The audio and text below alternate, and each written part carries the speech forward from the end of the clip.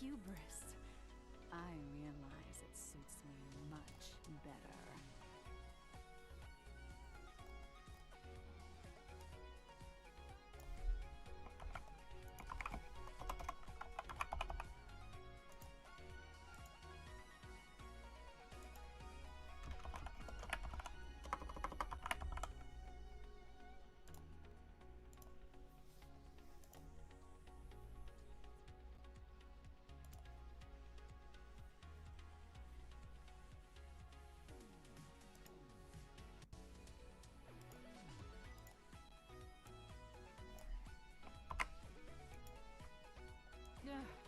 Was life as an archdemon always this dull?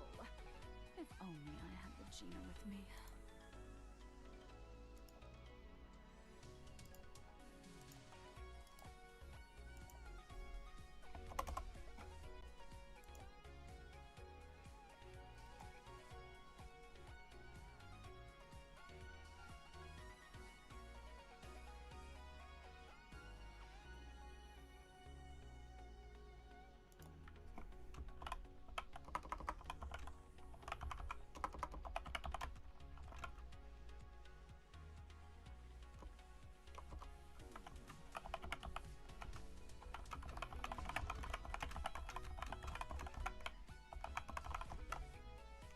Now that I know what it's like to be a weakling, this form, hubris, I realize it suits me much better.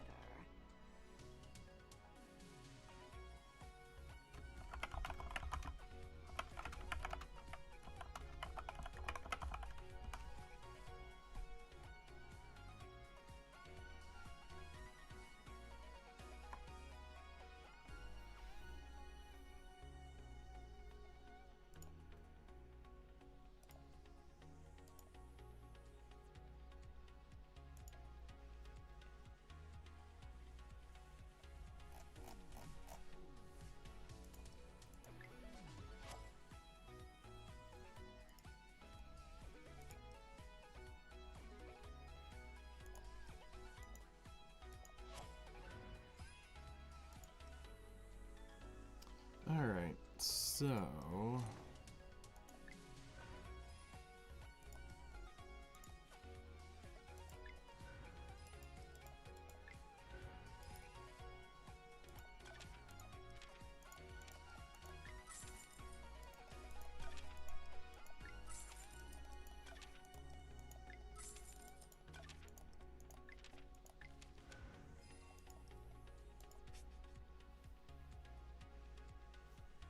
Oh, shit. I just realized something. I still got the background up from podcast. Let's remove that.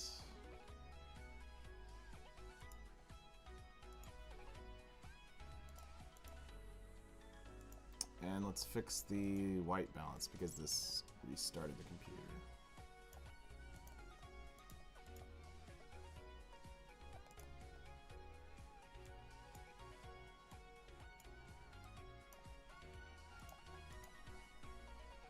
Much better. Hello there. How's it going? Can't even buy my own just when I want to. So Still penniless? there was an interview that was posted on Discord, and I mean it was a small Korean interview. If you read the small fine print in it, the dev ends up revealing that there's going to be a selected banner for any limited unit in the game you want. It'll be one unit, so it's not quite what I was pushing for, which was trying to get the 3-in-1 like Gnosis units in one. But you'll be able to select one and be able to summon any of the limited units you want on a banner. It'll create their banner, and you can summon literally whoever you want. So for people who are wanting Gnosis Dahlia, now would be the time to collect her. If they're wanting Gnosis Nella, that would be the time to collect her. Actually, I think there might end up being some tech to say it might be better to do Gnosis Nella due to the fact she was just rerun, so the odds of her being rerun anytime soon is slim. Dahlia might end up having a better chance of getting rerun. So there's a lot of possibilities, but now that we know it's going to exist, that changes, I think, how a lot of people should summon over the next several days.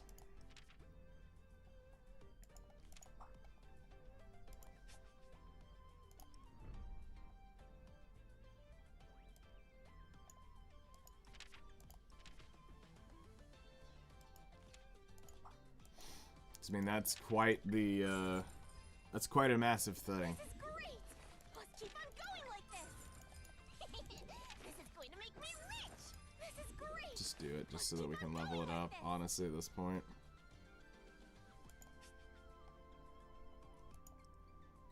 There's no functional, practical reason for doing it, but... so yeah, at 2.5 anniversary, that'll be end up, happening for everyone. So now I've got to decide on who I'm going to end up getting. Will I end up going Gnosis Nella, or will I end up finishing off a limited unit, or will I go get Poolside Regina? You know, I got to go look at what I realistically am missing on my account. So big stuff.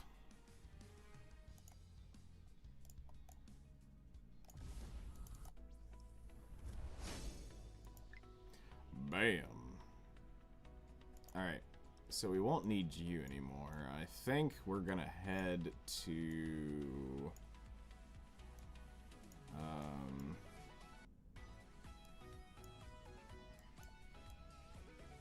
Actually, who are we gonna 6-star next?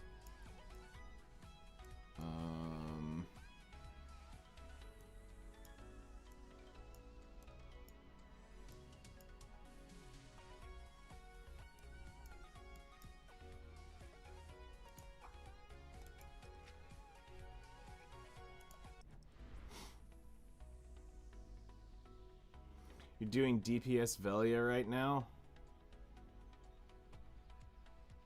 Interesting.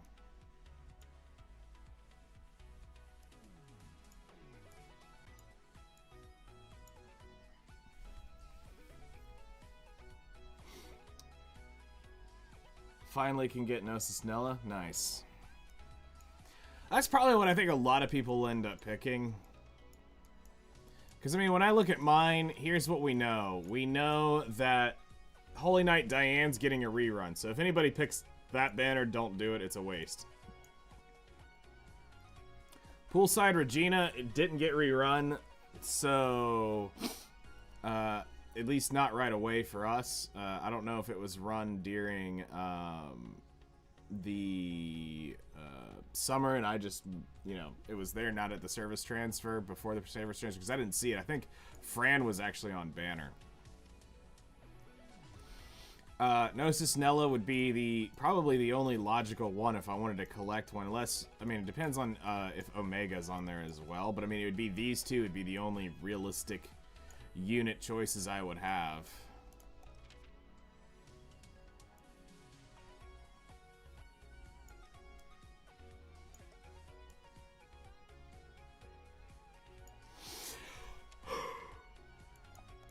Because from what I understand, from the way it sounds, you will not be able to pick again. Once you select it, that's it. So it's not like you can summon it and switch it, summon it and switch it. So Lower your gaze, peasant.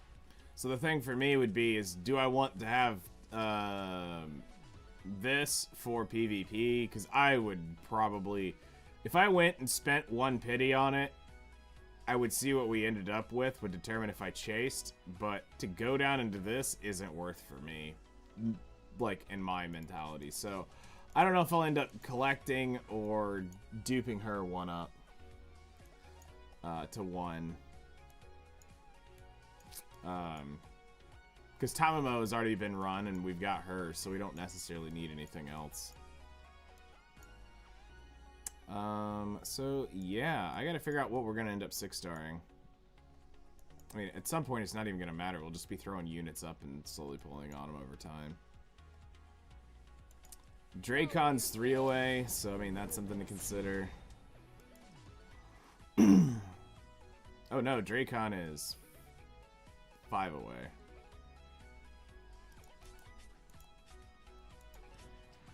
So we'll see. I'm not in a rush. Luna will be done in a few days and we'll be able to move on with that. So, cool. Alright, well let's go ahead and let's see. We have how many days left?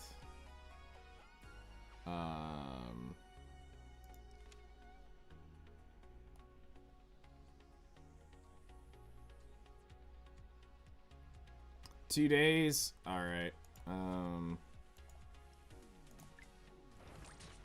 We'll probably need to start getting on this.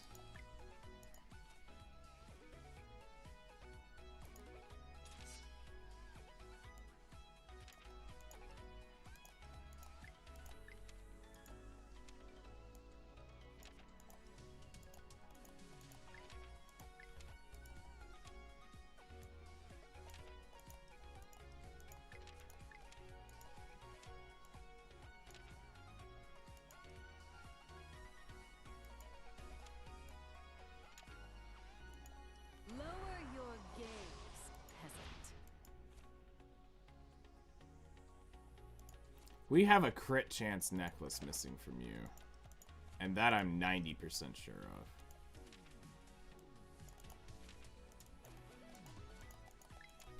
But who's got it?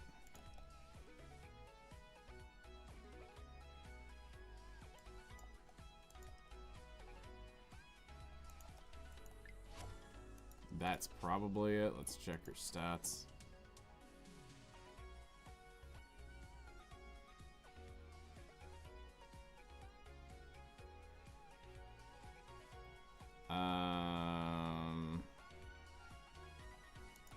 Makes sense.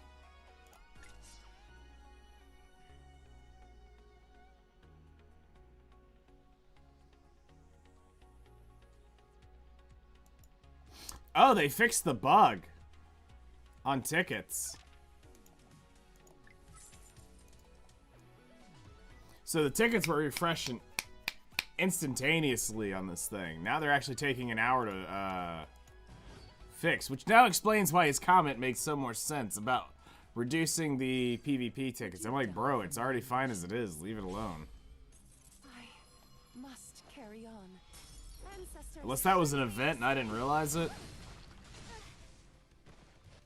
Because it was like 1 minute refresh times on the PvP. Don't look away.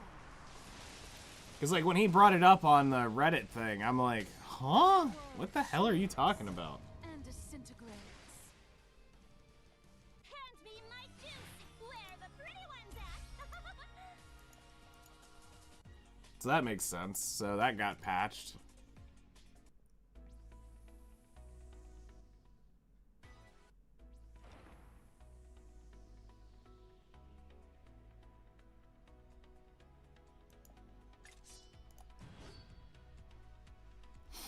I don't feel like dealing with Meanie and her shit. Woohoo! A brawl?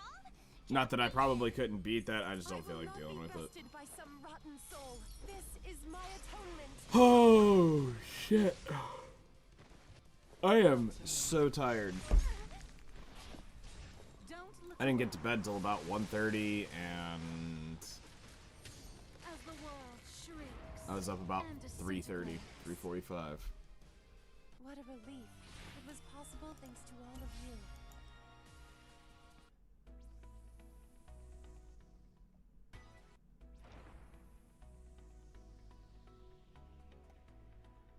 Not taking on that seems, because that's going to end up being a pain in the ass.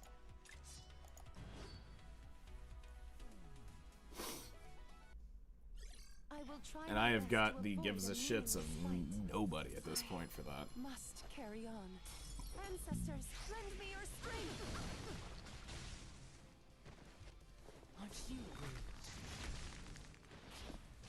Don't look away. Okay, looking respectfully. As the world shrinks and disintegrates. What a relief was possible thanks to all of you. So, like, something that I would tell new or spending players right now is I would buy any limited pack that shows up between now and then. Bruh. You gotta be shitting me. At 200,000 in gold? Get the fuck out.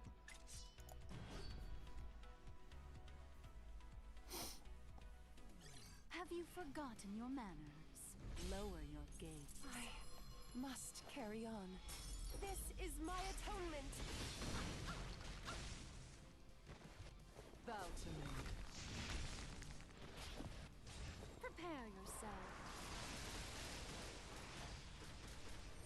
The heart of winter is cold as ice. What a relief. It was possible thanks to all of you. So I'm debating if I'll end up making it a video just to put out awareness of it so that players know now more than later. 340k in gold. What?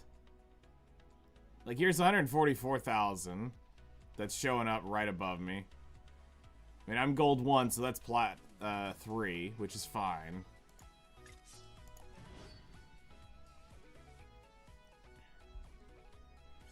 Would you die for my ambitions? I will not be bested by some rotten soul. This is my atonement. Ugh. And Tio does Tio things. No, Tio does not do Tio things. Don't look away. As the world shrieks and disintegrates. Yeah, I'm gonna look at probably maybe doing that as a video today, just talk about it. Literally freezing. So that players don't get caught with their pants down here. Alright, so now it's 5 hours for this to recharge.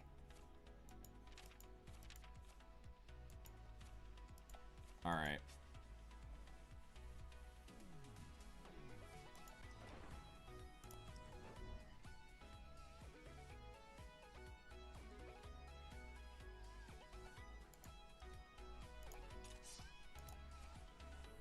Level me, please.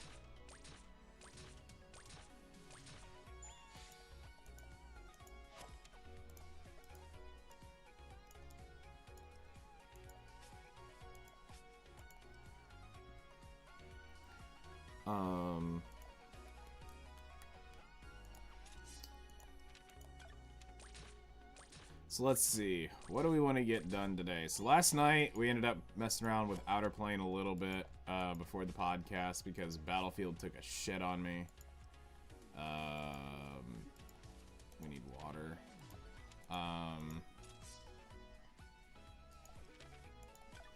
We ended up getting some of the side stories done. I think we did 2 or 3 on stream.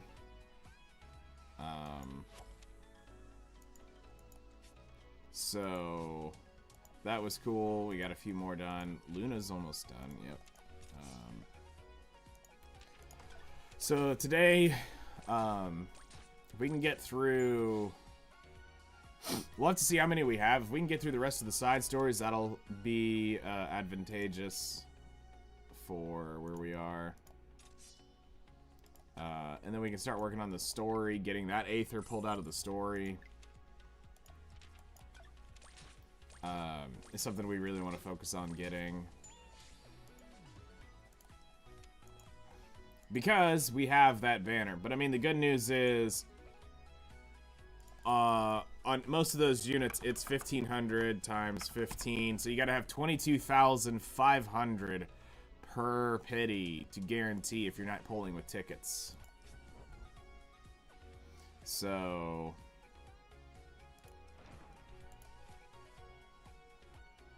Alright, we have the Archdemon Ruins that we can do. Let's save that and see if we want to do that later.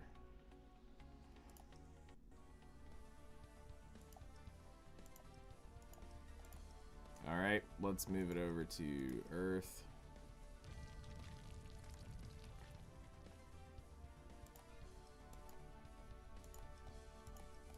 Let's go ahead and pop the buff.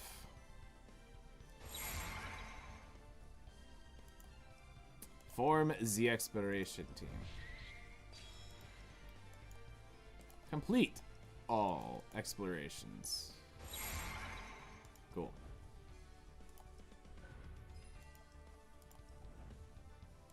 Middle box luck? Nope, not today.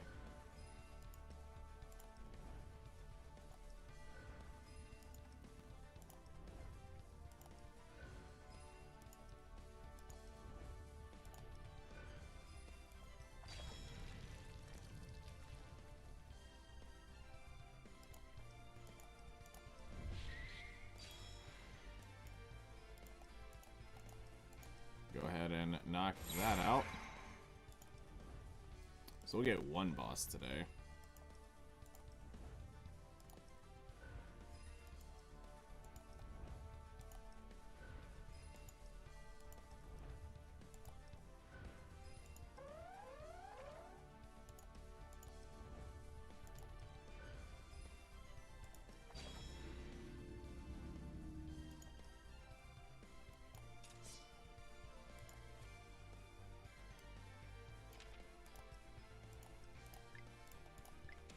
Gear back on Monad Ava. Eternal's got her stuff. Air's got hers. And Valentine has hers. Alright. Let's go let them do their thing. No.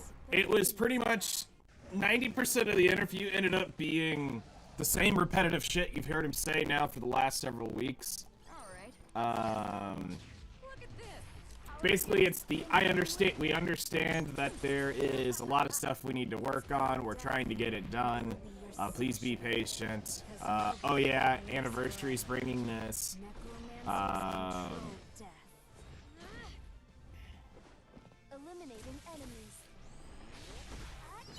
So it's pretty much the same parroted stuff. The only really bit of actual spicy news was the anniversary information, where he talked about Stella's going to be getting a costume that will be free for everybody to get. Or Demi Stella will be getting a costume.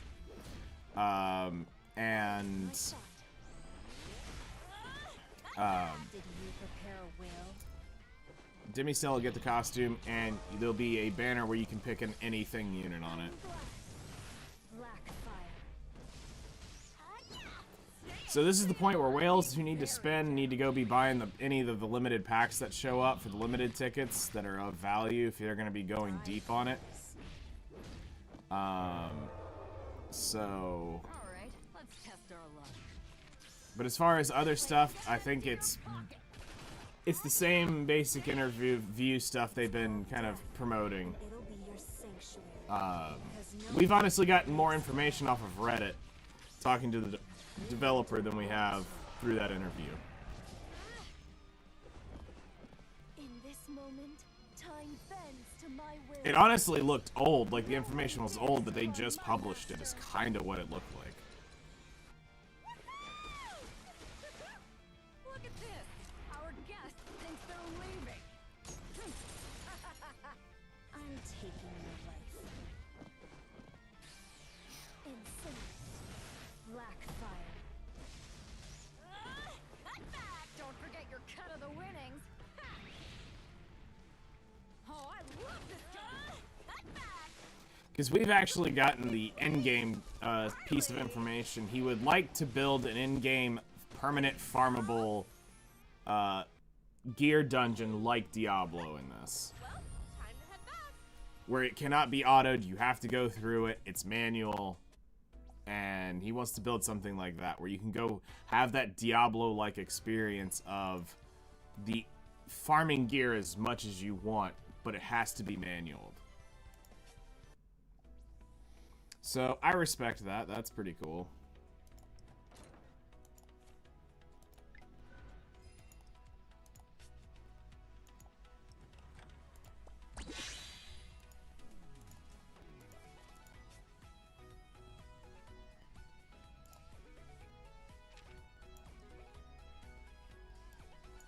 Alright, we'll leave that there. We can grab that.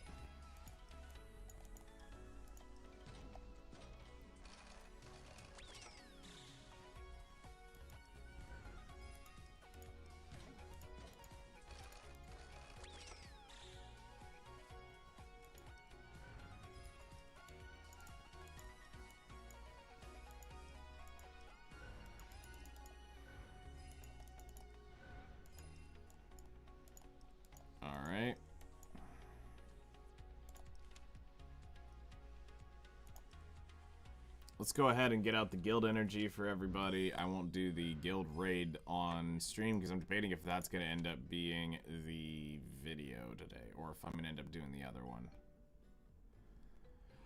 Because I don't know, I'm not going to do either. Because I don't know.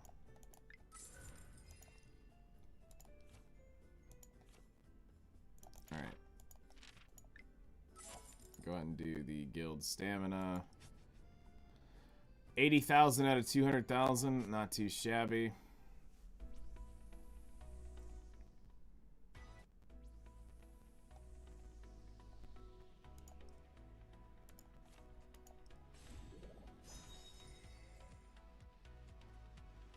On what banner? Because that is different for every banner.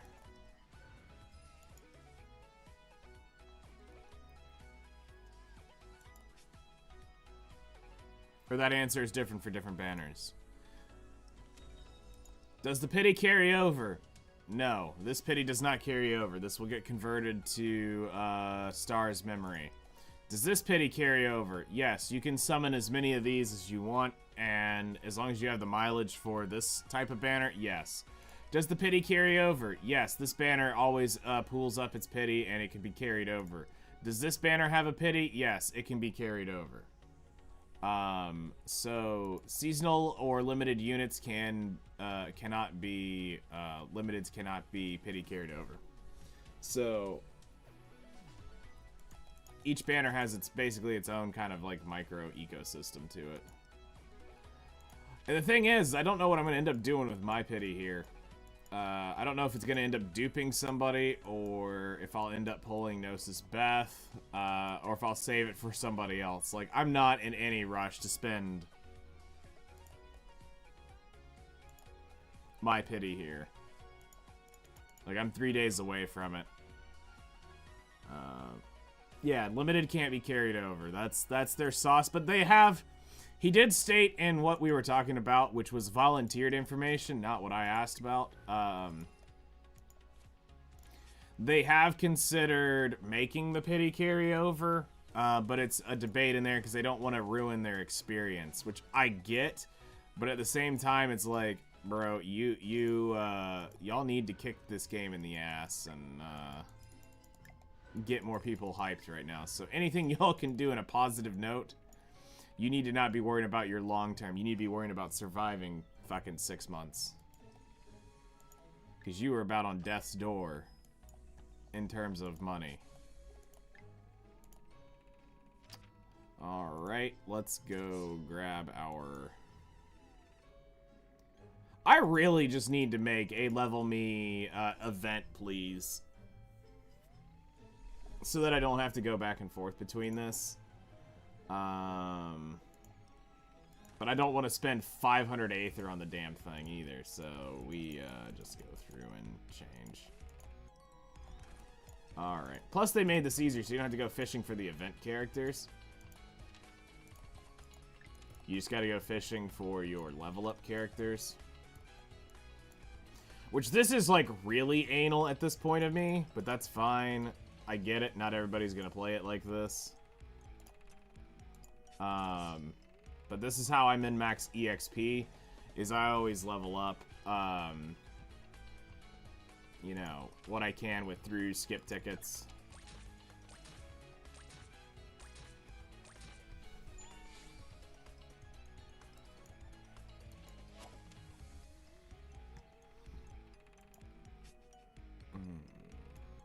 Alright, we got 700, which takes care, I think, most of the shop.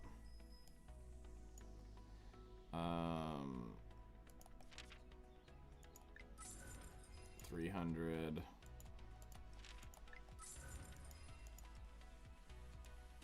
Alright, that's fine. We'll leave it there. This sword is not anything amazing by any means.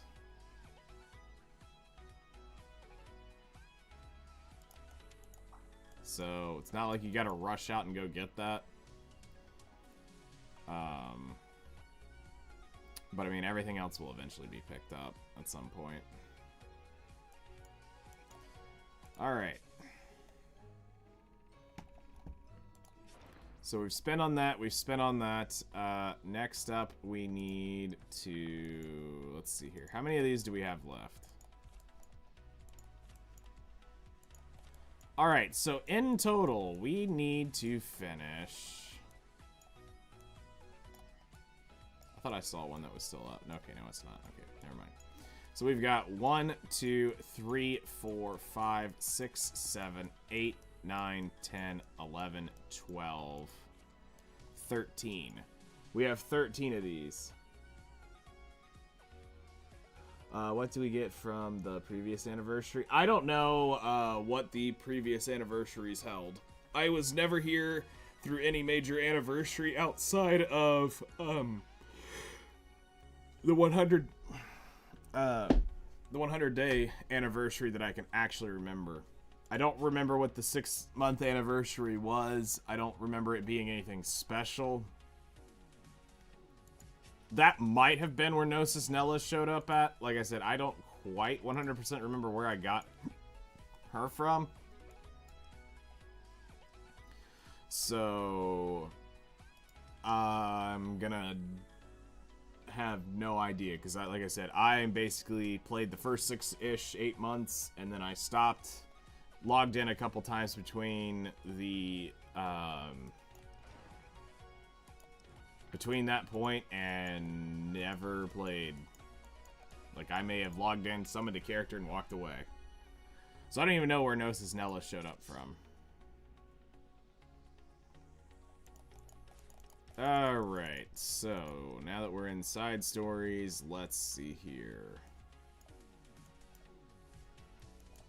What do we want to use today to play with? Let's see. Let's do Tamamo. Manage. What a wonderful evening.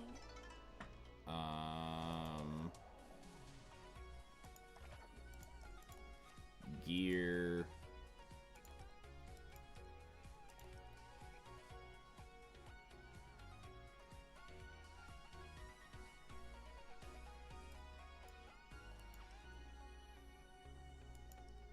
Yeah, we don't really have a sword sitting for her, unfortunately, that we want to level up. Because we need an attack percent. So like if we looked at it, it would need to have main stat attack percent. It needs to be a...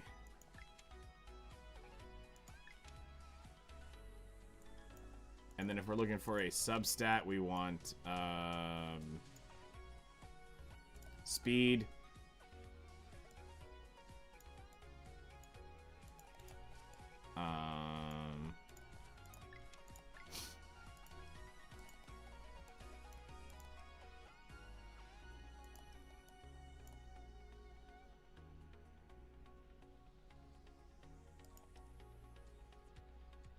So, like, we have a speed sword, if we wanted it just to be raw speed. We have a bunch of unleveled stuff that we could technically chase if we wanted to. Speed effectiveness, like, that's a decent start if we wanted to work on that. Speed, crit chance, crit damage, health, I mean, just a nice bruiser sword. Ame doesn't really want to, we don't really want to take that from her. Crit chance, crit damage, speed, effectiveness, speed, defense, crit damage. That's really weird. That one's a little weird. Defense, speed. That's 2 max rolls. Crit damage, crit chance, defense, effectiveness. And then down here, we basically want to see like 2 max rolls on something to. We get this thumping knuckle dusters down here that we need to blow up. That's a 5-star.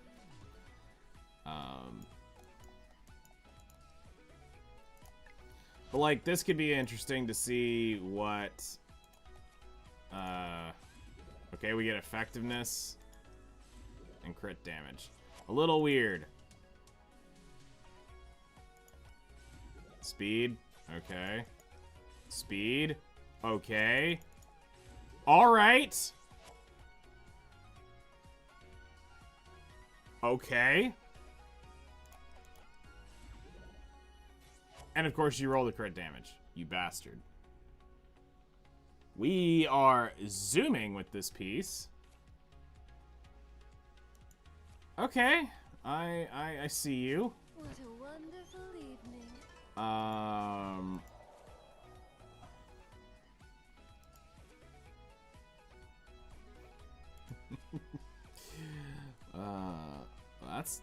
That's neat. But not what we need. So yeah, that's not going to be a no-go for now.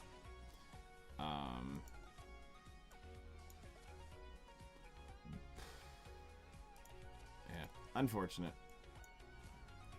So for now, we'll just take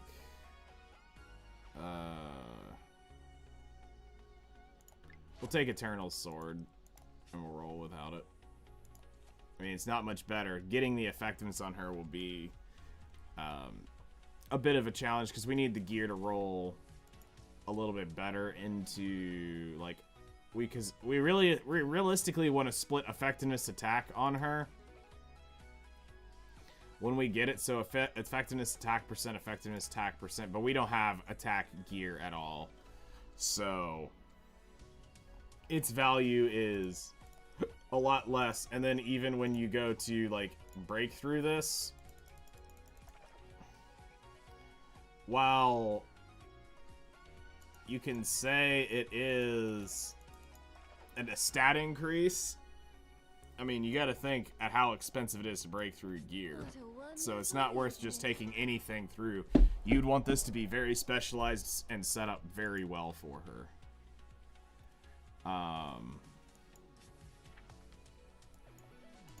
But yeah, we'll use Tamamo today on this run. So we'll use Tamamo. We'll bring in Dracon. Will be fun.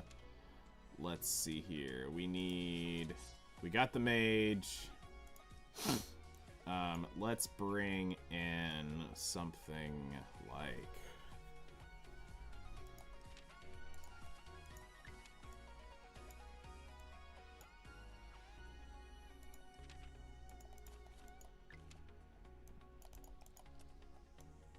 let's bring the queen out.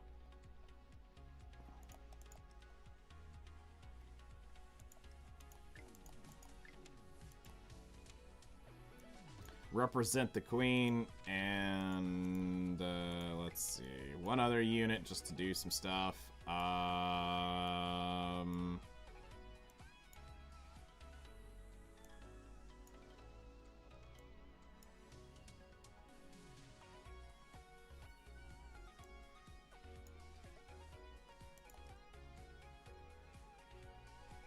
Let's bring out somebody that I don't need their gear for.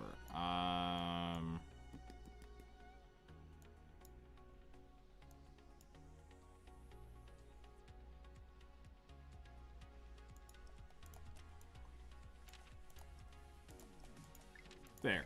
That's what we'll do. All right.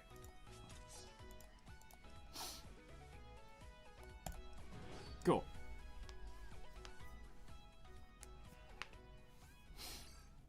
Like, the idea here is, like, when I do stuff like this, it's because I want to show y'all that you can literally use whatever, whenever, however.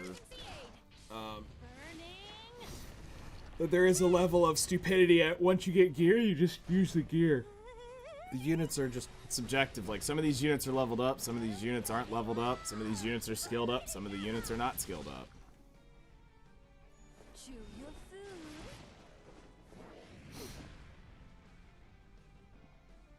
So, Do no harm.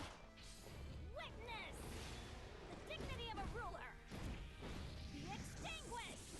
Well, stay down. these mobs are cool. This is the paradise you've dreamed of. Or perhaps it's an infernal prison. Yeah, no, we're good.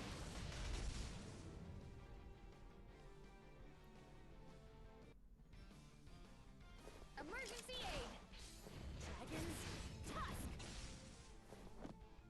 Stay down.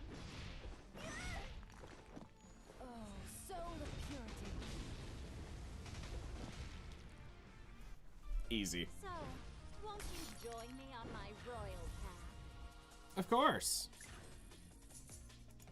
Alright, let's see here. Water heroes. I do not have a water hero on the team. Okay, so...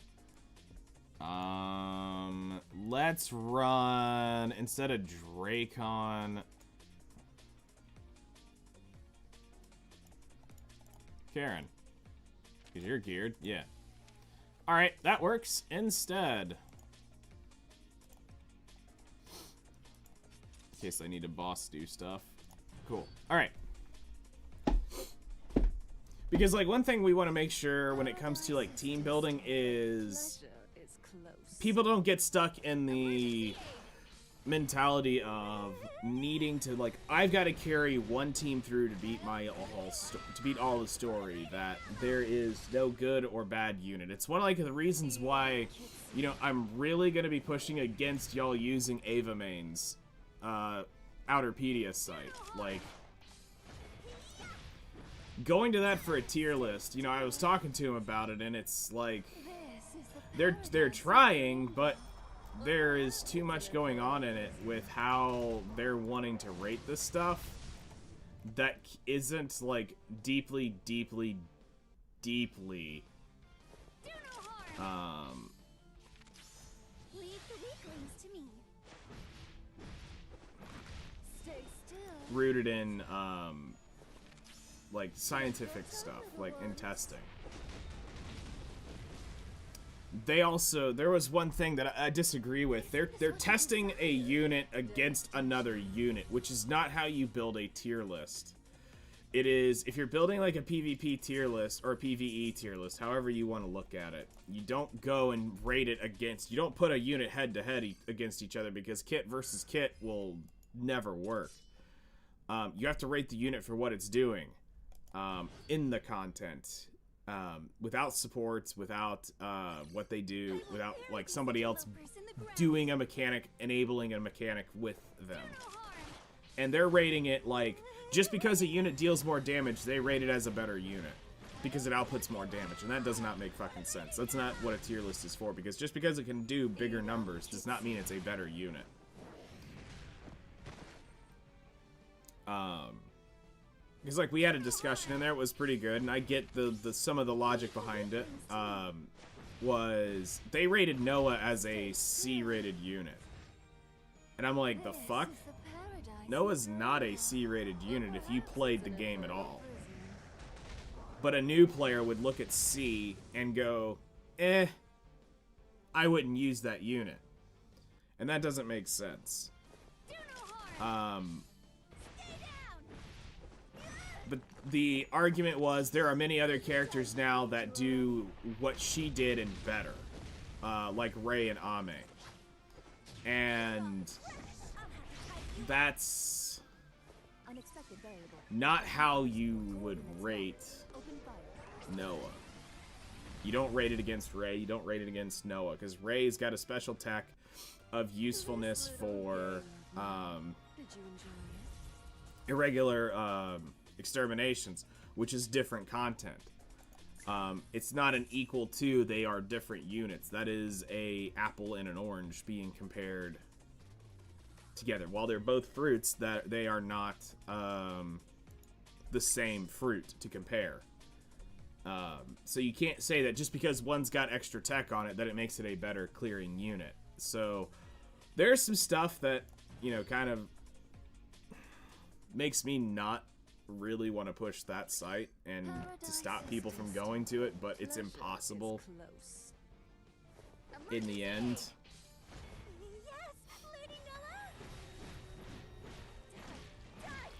And I don't think I can get the account needed personally to actually go through and do a real scientific variation of it, because I cannot re-roll my units back to 3 stars on everything.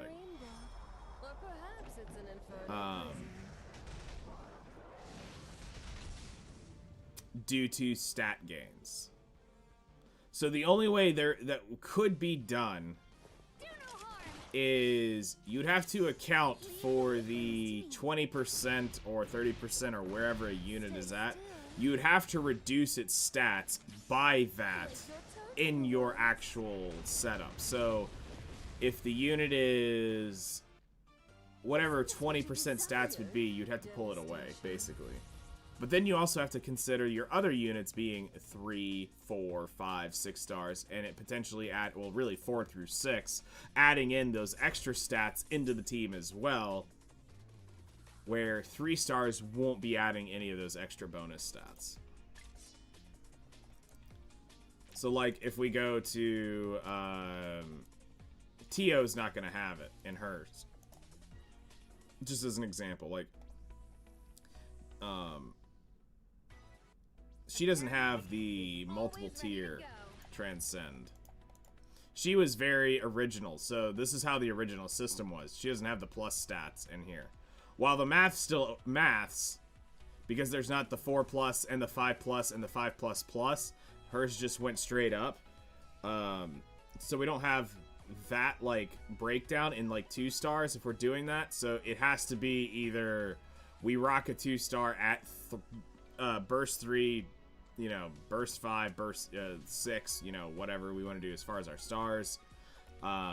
So this one's better if you could have done it at 3 stars, personally.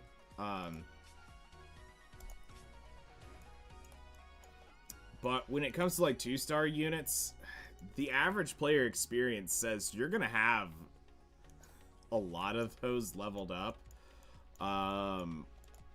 within your first 6 months of playing. I mean, I had TO 6-star by the first 100 days. So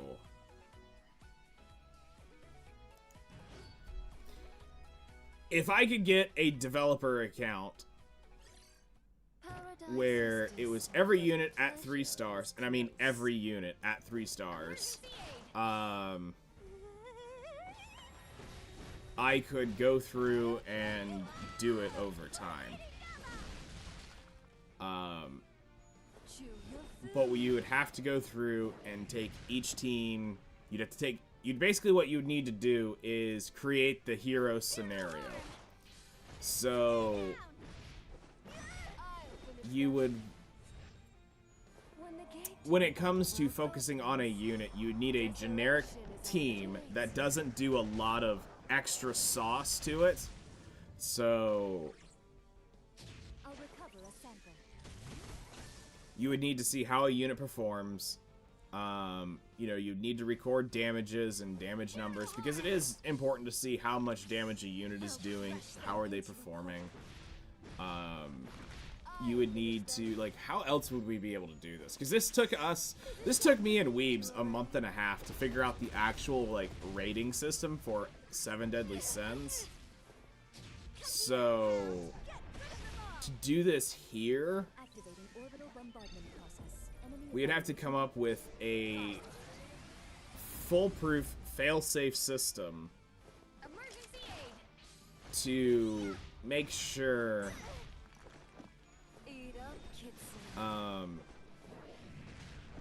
we have a proper way to do this and not underrate or overrate units. Because you want to take every I think, I feel mentality out of it, because you don't want a tier list that does that. Stay still. Oh, flame of Nirvana. Like, as soon as somebody says, I think this unit Did you enjoy? belongs in this tier, you instantly lost me. Now, is it technically just a grammar issue for some? Yes, but that instantly stops it right there for me.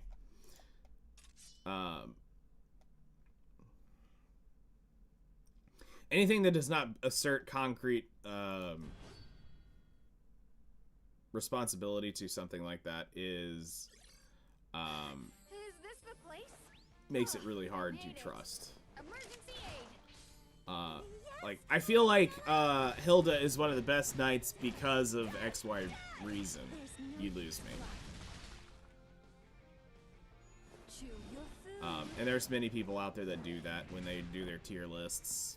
Just like, stop doing that. Emergency aid. I need a stripper is what I need to get through this buff. This is the paradise you've dreamed of. Because this is kind of annoying. It's an infernal prison.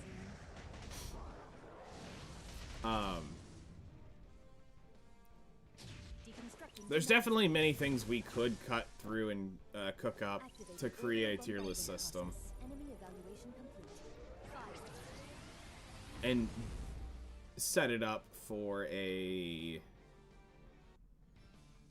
full player experience. Not necessarily a... Leave the weakling you don't want to necessarily complete it and only be the new player experience, but you do need it for a in-game experience as well.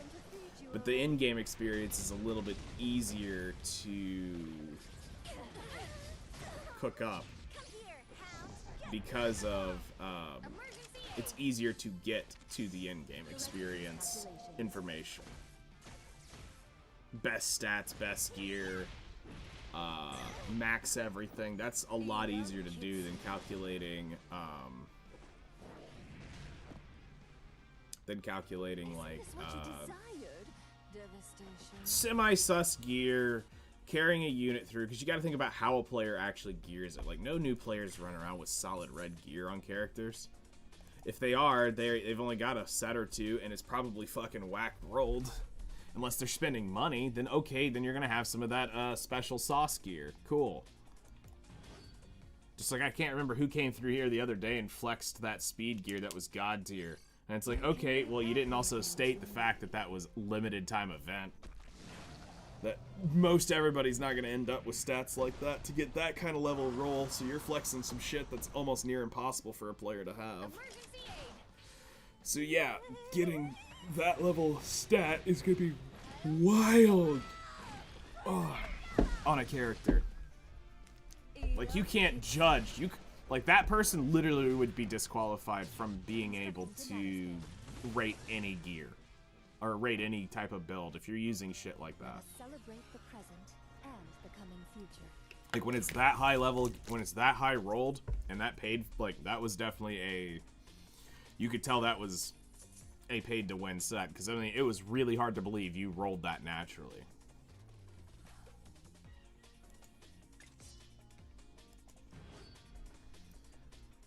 So, because like, I've seen it in games. I mean, I've been on the lucky side of getting great rolls before, but I've also been on the unlucky side of it and not rolling well. Let's go, Roxy. Shipping fixes super ultra sister attack.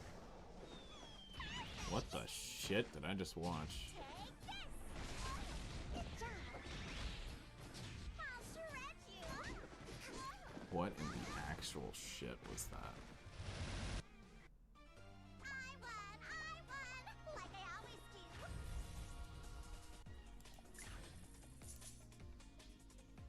Okay, yeah. Well, that was something. That was actually something.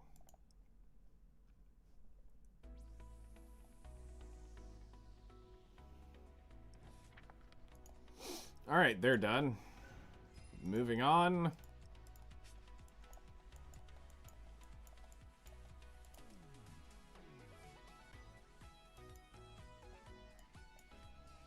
Alright, Spy X model.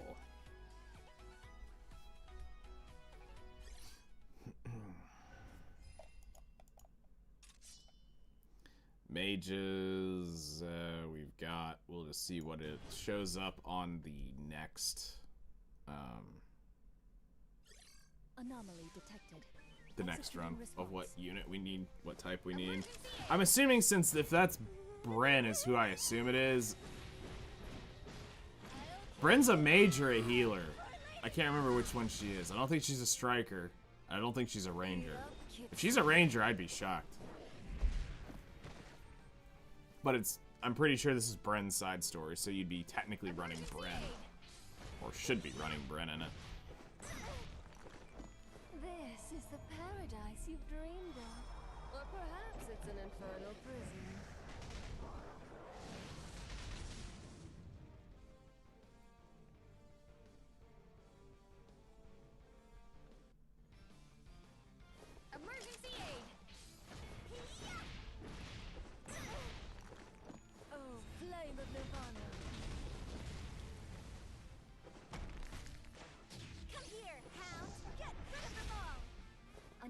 available. Requesting fire support. Coordinates locked. Open fire.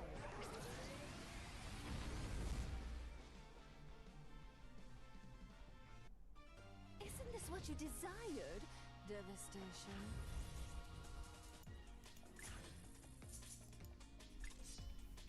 Fire hero. Okay, we got it with Tio. Cool, we can do this. We don't have to change for this one. We'll switch them out on the next run and change up our heroes so it's something different. Let's fight. Emergency aid.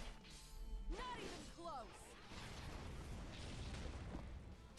I thought you might need this. Yes, Lady Nella. Die! Die! There's no use flying. Chew your food. Deconstructing to nanoscale. Activating orbital bombardment process. Enemy evaluation complete. We're gonna need to build our Karen better.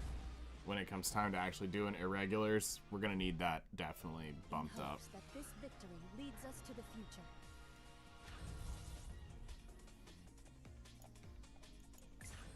But for now, where she's at, it'll be good.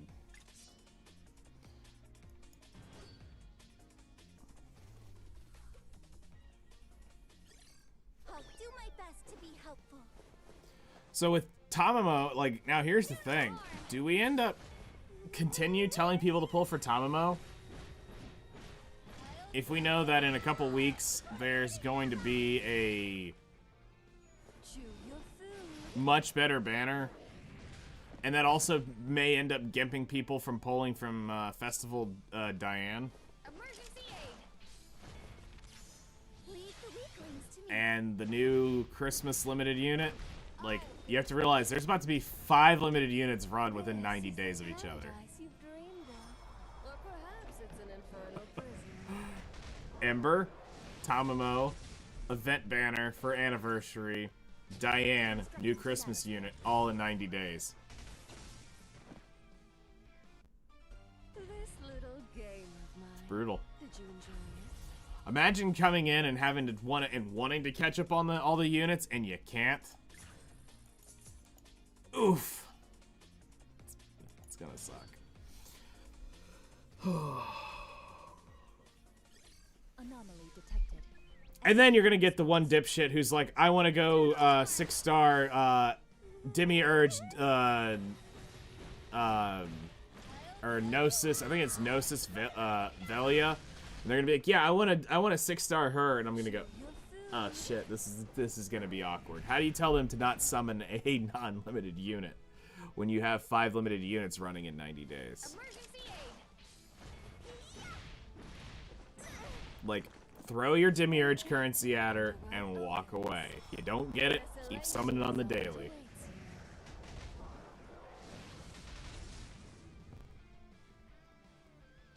Keep summoning on the daily. Isn't this what you desired? Devastation. But the good news is, anybody who started after Ember, or recently, will not have to worry about Ember, so that takes 1 away from them. But if you started at service transfer, anybody at the service transfer now has to worry about 5 limited units in 90 days. But here's the sad thing. Then they're going to think this is normal, and then they get outside of this, and it's not. Limited units actually don't run that often here. It's probably, what, 1 every 90 days? Paradise is distant. On average? Pleasure is close. Do no harm. Because basically you normally get like 1 a quarter. I'll kill you all. So you get like 4 a year. Eat up, Kitsu. Which my thing was actually to get them to do just 1 banner. Do no harm. Kind of like what Epic 7 does with their custom recruit banner. Allow you to pick the units you want, put 3 in there, let you summon on it, and just try to catch them up. Versus, When the gate to the underworld this is where they're this is where I believe VA Games and Major 9's fucking up. They're putting all these banners out individually, and I get they're trying to make money, but this is not how you would make money. Do no harm. the best way to have made money doing this was Tamamo, Diane, I mean, literally all these units, you can put their banner out during the event story if you really wanted to, but you run it as what Epic 7 did with the custom recruit banner. Lets you select 3 units. You can indefinitely summon on it. There is no pity. The pity is the currency you earn. Every 120 pulls gives you, or every 100 pulls, and it gave you the currency to summon or to gain 1 unit that you could buy from the shop. And you could buy them indefinitely, so you could continue to pull and buy with the coins. And this would allow players to have to spend a specific currency, because you would make a special pack exclusively for this that they could go buy and buy the currencies of, to go in and pick the 3 units they want, summon on it until they go blue in the face, and then get on with the new units for the rest of the year. But this is just tunnel vision on their point, is what it looks like. And this is unfortunately where being, I think, too close to the project in their mind is seeing it. They see it differently. They see it as, okay, so if we rerun this, we can sell the packs for this. If we rerun this, we can sell the packs for this. But,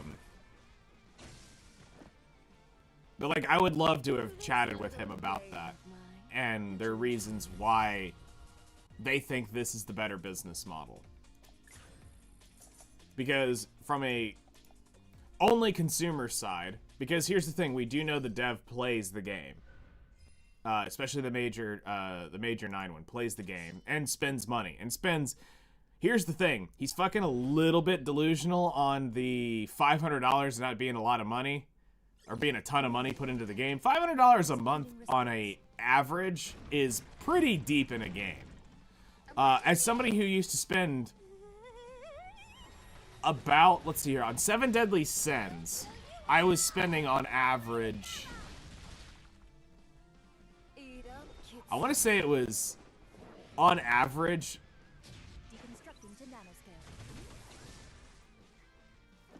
new banner every 2 weeks. I had to buy the packs almost every month in that game.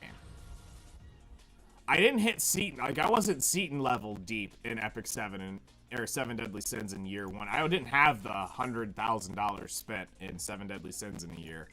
I probably spent, I want to say, all packs considered, I know Dairy Airy was the one I went the deepest on. I think I ended up doing like 600 on her month, buying every pack I could, leading up to it.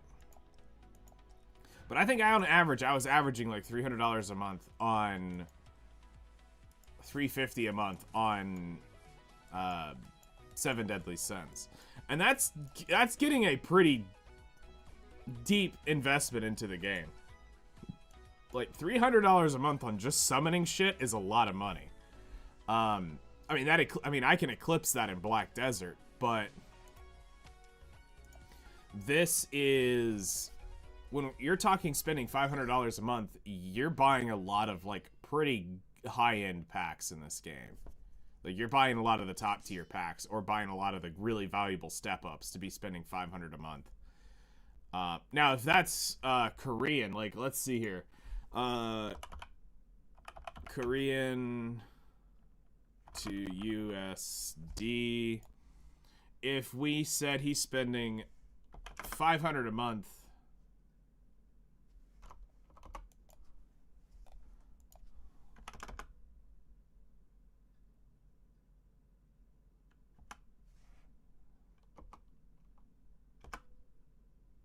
that's not right. South Korean won says that's $3. There's no way. So he's spending, if this is correct, but he's on the global market, so I don't think this is incorrect. But what I'm seeing here is the current won is, you'd be spending 700,000 won a month for 500 USD.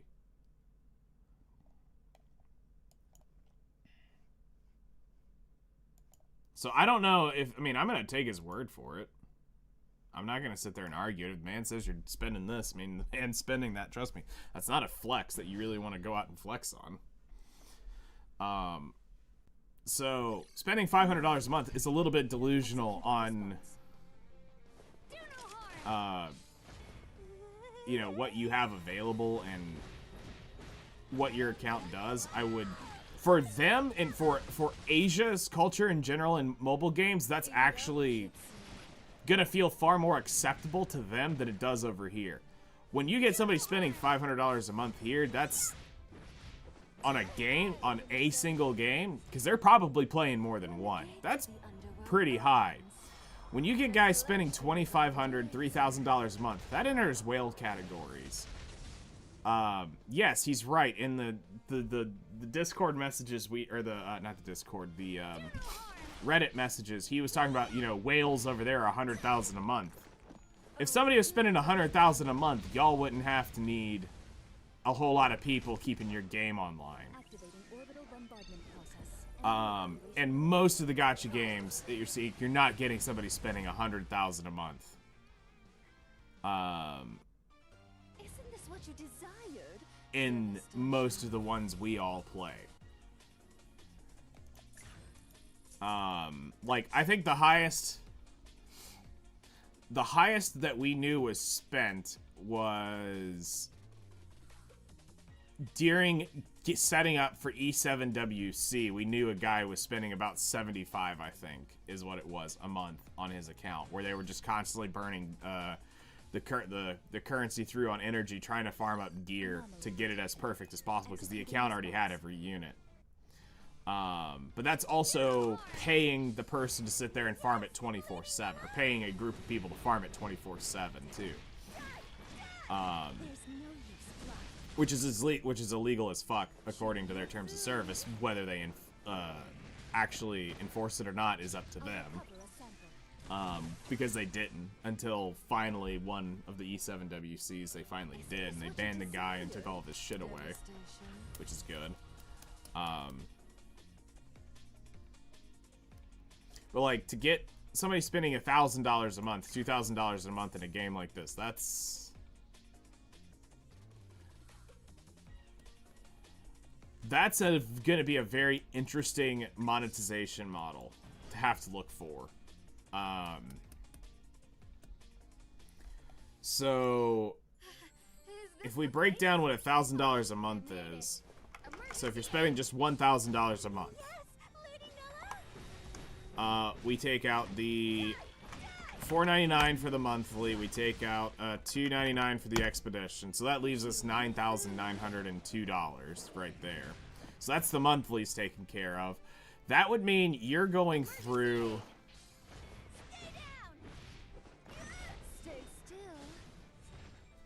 Actually, when this stage ends, I'm gonna go check the shop. I don't even know, is it actually possible to spend $1,000 a month in this game? And I mean buying... Okay, well, we have to think about this in stages of every 3 weeks, since they're patching every 3 weeks right now. And we have to think about weekly packs and stuff like that being redone.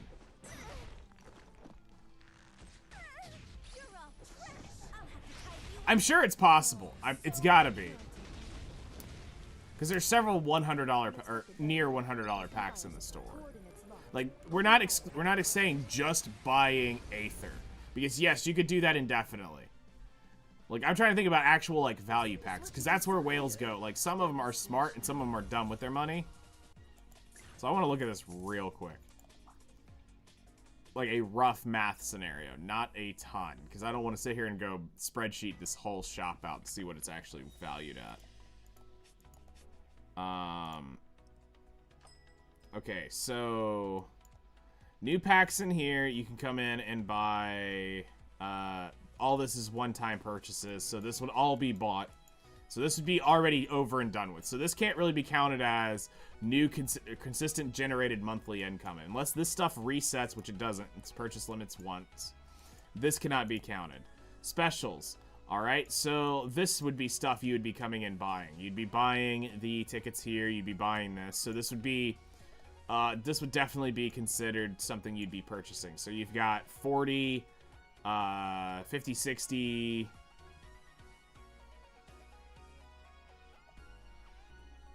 almost 70 here. You'd probably come through and buy out these. So, like...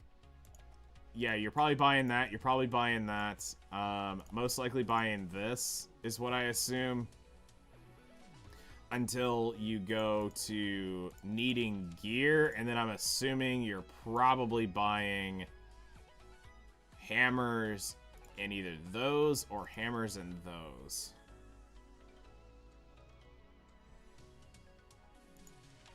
Okay, so yeah, you'd be buying like this kind of stuff. Yeah. And this is where you're getting a ton of energy. If you go through, like, the custom packs, so... you're looking at 40... we'll say... $50 here, just to be round up, make it easy. So we'll say... I think right now we're at, like, 80... so, like, $50 here. 60, 70... 75, like another $80 here. Limited packs probably wouldn't happen. This is an absolute terrible setup. I would not spend $20 on that shit. However, that speed set does kind of sound spicy.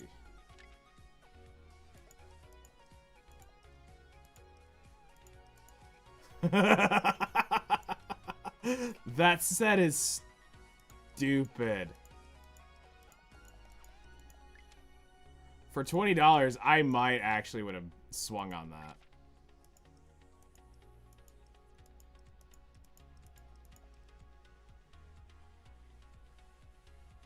Yeah, whales would be buying shit like this because this is perfect stats on every single piece. Why they're giving a healer this shit is fucking wild to me. Oh, wait, it's just the cartoon. Okay. Yeah, no, that speed set is stupid.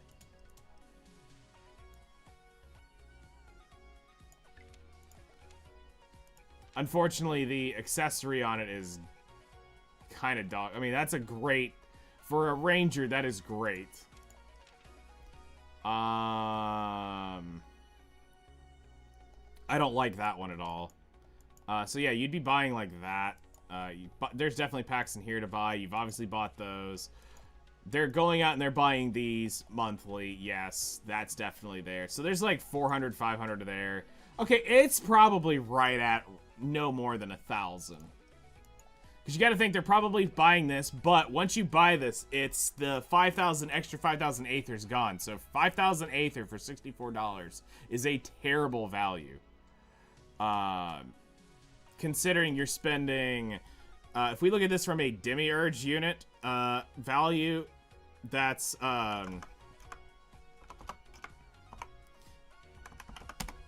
you're basically getting 2.2 multis for $64. What's the best team for the new Tamara unit? It depends on what you're taking her into. It's not like... this isn't something where you just build a team around a unit. The team is built around the content you're doing, if that makes sense. A unit doesn't determine the team. The team is determined by the content you're doing. So, like, if you were doing... if you wanted to go in right now and say to Guild Boss, like Guild Raid, your team would be completely different here than you'd be using somewhere else. So, like, I'll show you. Never mind, we're already on the boss here.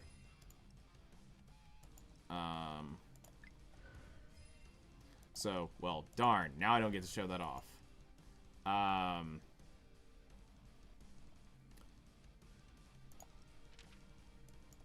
Let's see. Is there any still up where they hit it? Because there should be one or two of these, like, high-end logs. Like this.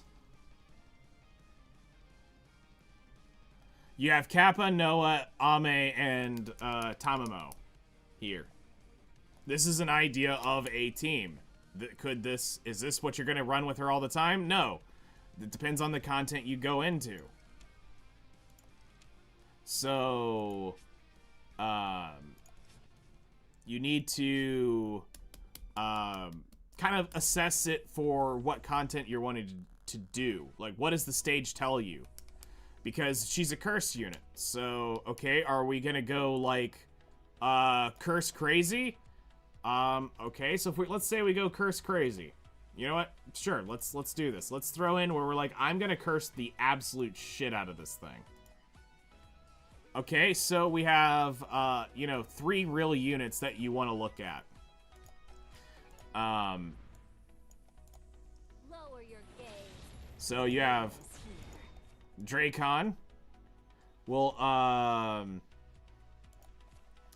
inflicts normal curses, so these are the ones that can be removed, but it's still curse. So if you wanted to really curse an enemy, you have Dracon and her curses. You've got a unit not a lot of people are gonna be building nowadays or know that exists. Marion is a curse unit. You rang? So here on, what is it? Her 3 has the ability to put curse up and curse on her S1. I think one of these requires her exclusive equipment.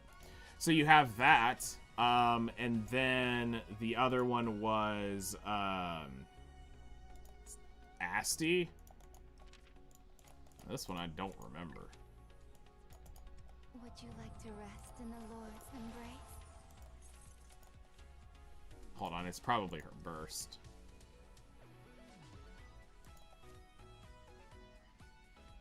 Never mind. I think that's a misprint on that. Because I was going to say, I don't remember this. Okay, yeah, she doesn't have curse in her kit unless it's on her exclusive equipment. I'm missing this priority. Nope, it's not her. Okay, so I don't know why that's under there.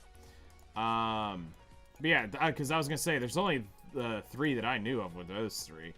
And then Tamamo is the unique one because she applies a permanent curse, which is the reverse icon here.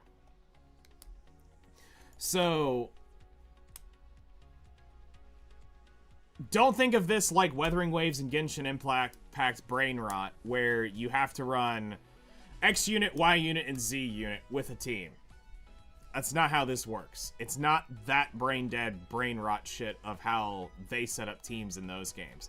This is actually far better in team composition because when you come into a stage, you can actually go, okay, let's go look at something that's actually going to kick your ass. All right? So you come in here, you click select team, and you look at this. And then you look at their immunity information. You go, okay, can I curse this enemy? Is this where I'm going to need to get through X mechanic, Y mechanic? What is going on in here? You would read this stuff and see if that unit is going to be viable or valuable when going through said piece of content. So it's all about where are you trying to use her in at the moment. Like, would you take it into a fire team? No, she's gonna get targeted the hell out of, so you wouldn't take it into this. And then what are you trying to do? Are you trying to keep her alive? That drastically changes how you would look at taking the fight. Because if you're trying to bulk up and save her, then you're probably bringing in defenders, you're bringing in healers, you're probably bringing in another buff, you're probably bringing in some sort of debuff or buffer for her, which is going to potentially help. So hopefully that helps you understand it's not just a single team. That's not really how you play this, is rock a single team for a unit. And that unfortunately comes from the, like I said, the Genshin Weathering Waves brain rot of gacha games. Most of the games like this typically are, what are you going up against? That moment determines what you're actually going to be using. Because if I go to Chimera, I'm using a different team. If I go to Glyces, I'm using a different team. If I go to Merciless Guard, or Masterless Guardian, I'm going to use a different team there. If I'm going to Deck and Mech, I'm using a similar team, similar but different team there. If I'm going to clear Hard Tower, I gotta be very specific to the floor. It's not gonna be a one-off thing. Can I use a general one-off team going through, normal tower? Yeah, you could probably carry a lot of units through the normal tower. Is she good for elemental tower? Yeah. You're able to brute force with Luna? Oh, I totally get that. That Demi Luna is disgusting. Hello, Booba Commander. I mean, do we have to? I don't want to. I mean, getting ready for the newest buffer, Booba and Honkai. Nice. But that's just kind of like, that's just the general, like, mentality you have to realize with the game is it's not a one-trick pony, to say. And it's not how, like, if you're gonna brute force with Luna, you're basically going crit, you're gonna go get a crit damage buffer, you need an attack buffer, you're gonna want a dual attacker to constantly be bringing her, and that's how you would build a team around, if you're trying to make Luna the solo hero of the team. But that's not realistically how you play Outerplane, is making a solo hero, like, I'm the hero team. Like I said, if you play Genshin, you play Weathering Waves, you're used to having the main support, the backup DPS, the healer, or the tank, or the buffer, the debuffer, or whatever that's going in there. And you're always focusing around making that one unit do its thing. That's not how this will play out, because just because Luna does big-ass numbers on one stage does not mean Luna's gonna do big-ass numbers on another stage. That there may be a chance where Air does far more damage than Demi Luna will on a stage because of the mechanic. There's a stage where Air will do no damage and Ame will do the damage better. Can clear like most everything, and that's the general concept of the game. For me, the general clear for me, if I'm just gonna go be lazy, it's Valentine, Noah, Demi Stella, and Eternal. That's it. That's my I'm gonna go be lazy.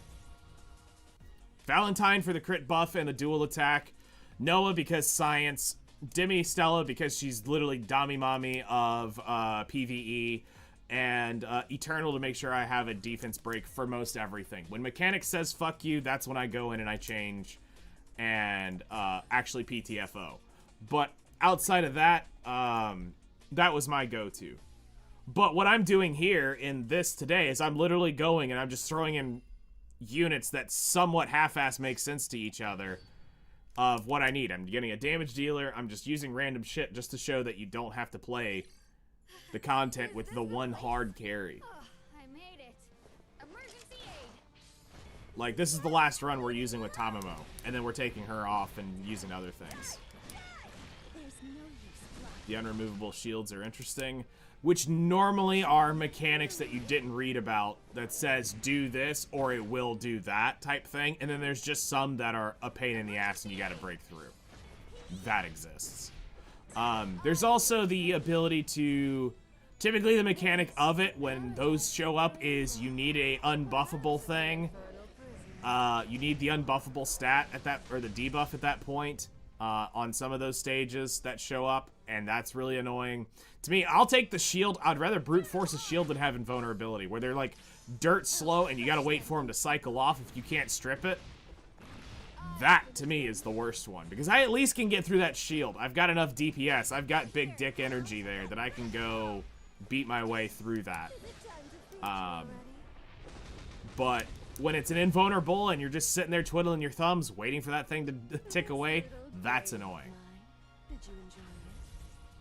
And the worst part is when you finally realize that it's on an invulnerability shield, and then you realize that they just burned the weakness gauge reduction, and they hit every big skill that doesn't do anything, and you're like, well, damn it. That sucks. So, yeah, those there's a lot of stuff in there where it definitely pays to read. Like, if I was to tell people, like, 3 teams that you're going to end up using the hell out of, you're probably going to use, the Chimera team, which is Monad, Ava, Eternal, Valentine, Air. You'll use that in all sorts of stuff. No, I have 0 interest in, using her right now. On paper, though, looking at her, it's, she's going to be one of the only other viable healers for Grass Elemental, or for Water Elemental Tower, or however the way it works. I haven't actually paid attention to it in so long. But for Tower, she's going to be the only other viable healer, so it doesn't matter if she's good, bad, terrible, God tier. It's the only other option, because there's only 2 3-star heroes in the game for Grass healers, which is Seiran and Velia.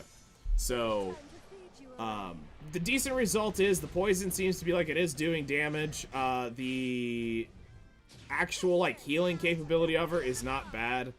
I have 0 interest in using her until she gets her English voice. Then I'll eventually build her, which is on the way. We'll just have to wait like a month or so before it shows up. But for 98% of the stuff that you're going to use, depending on where and when you start, you probably have better or equal healers already in the game. This is going to be more of a niche level unit to have for specific content and specific mechanics. So it's definitely going to be something that is worth having on your account. Because again, grass options are very limited right now on healers. And I'm not fucking with y'all. Like, literally, look at this. This is terrible. Like, when it comes down to healers, go look at this. This is crazy. So, come here to your heroes. Click on healer. Alright, so those are your healers. But now look at it from elemental. Grass healers. There's only 2. And then he's a 1-star unit. So that doesn't really count. So these are your 2 3-star grass healers. Water healers. You've only got Meanie as the 3-star water healer. Fire at least has Asti and Lizalette for the 3 stars, but fuck these. Tio is God tier. Out of all of them, she's probably the best one next to Asti. Claire actually wasn't terrible. For early, like, couple stages, Claire wasn't horrible. And I've never used her. Plus, her kit's a little sus to use when you read it. If you look at light healers, Monad Ava and Diane are the 2 big ones here, but Feinan is not to be underestimated as a 2-star unit. I mean, Ava's also not terrible either. But here, you're mostly looking at Diane and Ava as your healers here. Dark.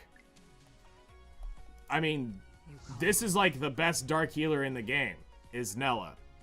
But if you have the Demi version, you have the Demi Delta, then you do have a second option for this. So you have to look at it also as, what do you have available? And does the content specifically tell you that you have to use XY? Because if not, then there's a good chance that you're gonna go grab Monad Ava, Tio. Like, if I'm grabbing just out of the healer pool, in general, the ones I'm gonna grab will be, I'll grab Tio, Monad Ava, Nella, Feinan, and Diane are gonna be the ones I'm gonna reach for before anybody else. My main screen is stacked. Oh, I tried to find the biggest circumference possible for this this stacked. Yeah, I started 2 weeks ago, have cleared all of hard mode and normal story. Challenge is nice. Very nice. So 2 weeks ago, got you the ability to get Monad Ava at least 4 stars, so that's pretty good. Or 4-star plus, actually. Do that on yours. These are the biggest circumferences you got. The debatable one is Delta definitely looks bigger than she's 6-star. in 2 weeks? You fucking did some shit you weren't supposed to do. But congrats. Like, you did some shit you weren't supposed to. Unless you're a spending player, you did some shit you really weren't supposed to do.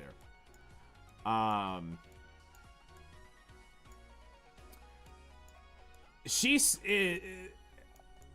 probably the biggest circumference next to Asti from our guess. On, like, Cannon's up there. Nella looks like she's a push-up bra. Nella could probably go there. But it looks like next to Demi Delta looks like she's got a slightly bigger circumference on her, so we had to put it in. Got lucky on summons and spent a little. Okay, now that makes sense. For a spending player, that makes sense. A not spending player, it does not make sense for you to have a 6-star Demi. Because if you started on October 1st, you were guaranteed the 5-star plus. If you spent Aether daily on the ticket, if you spent the daily Aether on the ticket. If you did not spend the daily Aether, you were guaranteed the 5-star at the end of the event. And there's a lot of people who were pulling on the Demi banner to get her up. And I'm like, no, don't do that. But then also, as each day passed, there came a point where you could no longer get the 5-star plus, so you're only going to get the 5-star plus.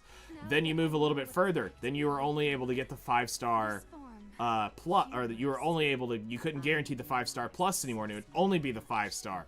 Then it was only you could guarantee the 4-star plus, and then some literally only could get the 3-star. So they'll be doing more of that, they said. It's not going to be a forever gone thing, so more people will have a chance to get some of these Demi units. And honestly, I think the next one I will, knowing what I know now, with what I've currently got on my kit here, we might actually take, so if we're guaranteed the 5-star on it,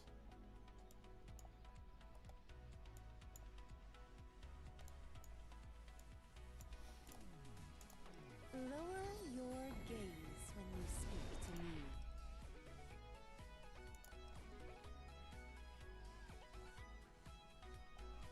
so that'd be 4-star, 4-star plus, 5-star, 5. Actually, I might actually spend, and I would probably do maybe Demi Stella.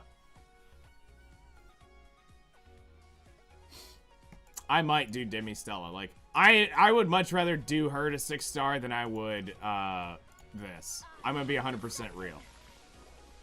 Because I guess I have the old school nostalgia boner that I know what this unit can do in the game, and it's disgusting that I'm not stupidly simping this unit just because she's got the biggest milkers possibly.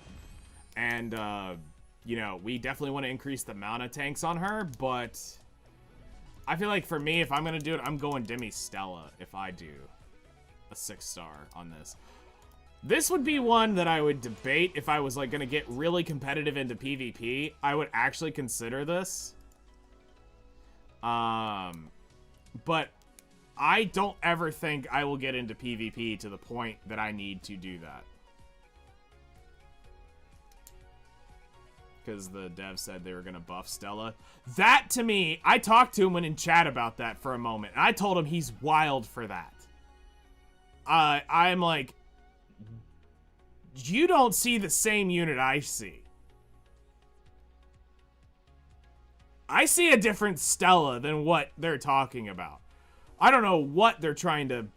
There must be something that they're trying to play an end game for that she's not quite competing up against. Plus, if we technically go out and put her next to Demi Luna, yes, is she a little lackluster in terms of a few things? Sure, I will say that. But I also go, they're two different units. They serve two different purposes. Like, Homegirl here is a menace to society. So to buff this unit feels really weird. But I was there day one having to go up against this thing in PvP, and it was an absolute nightmare getting absolutely cucked by this thing on a counter set. So Like, your fear was not only her revenge skill, you were worried about it being on counter and bitch slapping the hell out of you every time you touched. And I was soloed by these things back in the day.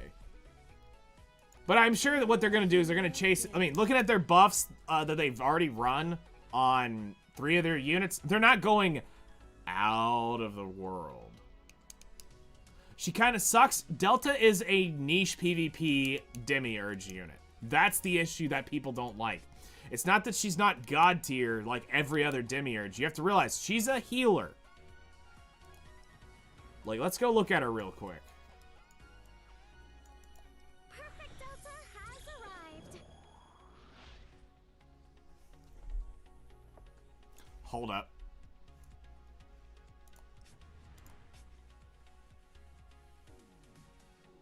I just noticed that. My god, they're everywhere.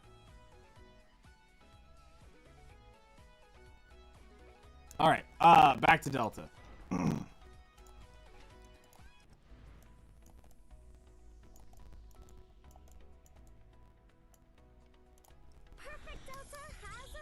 Okay, so let's look at her kit. So, we got a reviving healer. Alright, keep that in mind. We have a reviving healer. So, recovers health of all allies. By 20, 30, 40%. Then grants Aether boost to an ally with the highest attack for 1 turn. Aether boost cannot be granted to healers. When using a burst skill, reduces required action points by 100%. Alright, revival. Where is that, actually? Right there. Grants revival for 1 turn. Alright, right there. So we got a reviver right there. Alright, removes 2 debuffs from the ally target and recovers health of the target's HP by 40 of Delta's max HP. Then the increases priority of the ally target by 40. 55. 65. 70%. Removes all debuffs, reduces the skill cooldown. Attacks the enemy, increases priority of the ally with the lowest health by 10%. Recovers HP by 5 of Delta's max. That's 10 healing, 10% healing, 20% priority, 15% healing. So, saying she sucks is not understanding where you're going to be using this. Sucks is probably correct if you consider it next to, you know, like Monad Ava with the dual attack. It sucks when you compare it to like Tio and the fast immediate cleanse you can get and the priority increase off of her. Sucks compared to normal Nella here is, you know, resurrects greater, revives ally, revives with their skill cooldown, stacking skill effects. Sure, when you put it all next to that, but when you look at what she does, it's a little bit different. It's not that she sucks, it's just she's more niche than a few of the others, but it does not mean the unit actually sucks. A buff, you'd have to be careful because you don't want to break her. For the investment cost, she's not as good as others. Alright, I'll bite. But then again, being a niche PvP unit, she's pretty damn good for what she is. Like, if I had to fight that in Arena, I would be making sure it dies. Oh, and then knowing that she can potentially revive too, because of the Resurrection Token necklace, yeah, I'm gonna have to bring Extinction in to kill this shit. Like, I'm gonna make sure it stays dead.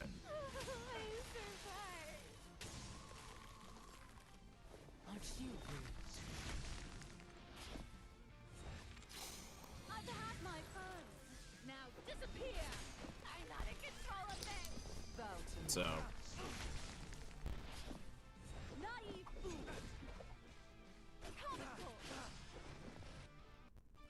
Another easy plank like I expect.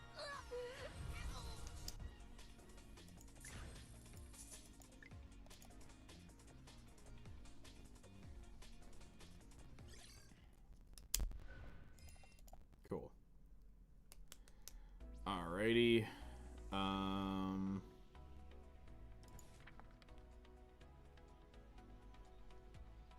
Alright, Rosie, I see you. I see you.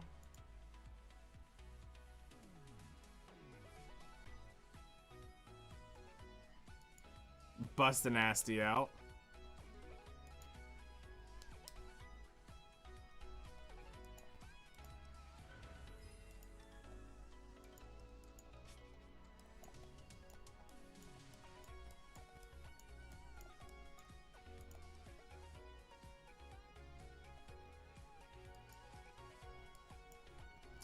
Okay, we have how many left? 1, 2, 3, 4, 5, 6, 7, 8, 9, 10. We only have 10 left. Alright. What are we getting into? Who's the unit? Ray, so it'll be like, Grass Striker.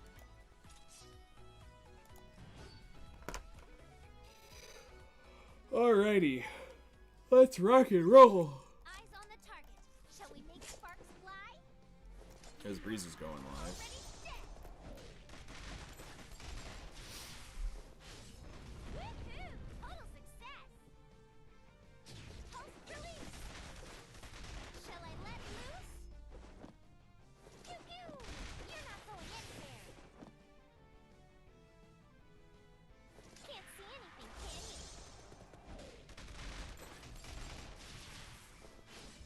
Mission success! Ha-ha! You are already set. Woohoo! Total success. So we'll let Ray be it for today. We'll do full olive rays. Fully recharged.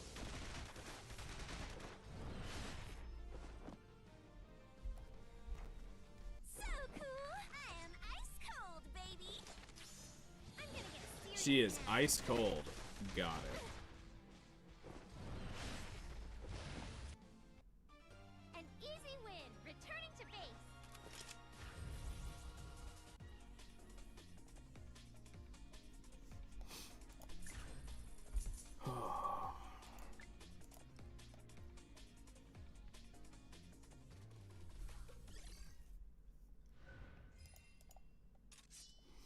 Alright, so let's cook up a new team.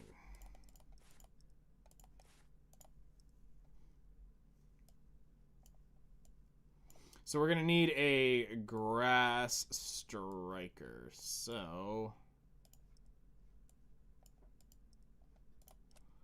let's bring Kappa. Let's go grab. You know what? Let's run Ray on this.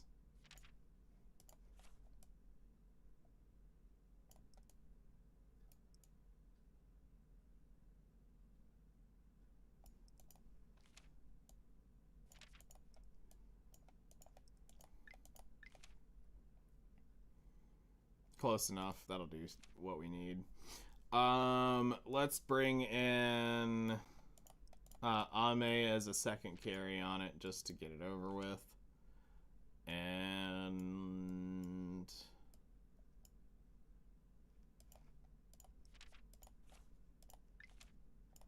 something fun.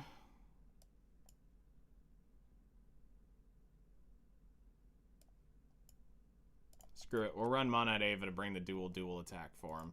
Clear a little bit faster. For this one, just so we can get through it. Eyes on the target. Shall we make Not necessarily the best example of trying to not use everything everybody's using, which everybody's using Monad Ava, but and goodbye?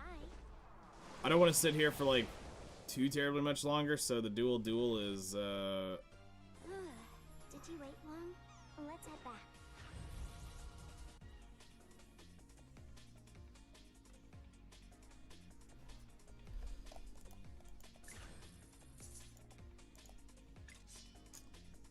one or more strikers on the team. Cool.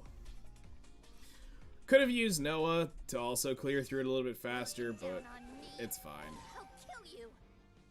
This is my world. I mean, honestly, between these two, they'll Though it is a bit detonate anything that stays alive. We don't really need science for it. Shall we? Now the petals fall. Cerulata upon the white snow. They stand in bloom. Shall we? Now the petals fall. Oh, Ava's slow as shit. We need to put her gear on her. I was like, why isn't Ava going first? She should be the fastest unit on the team here.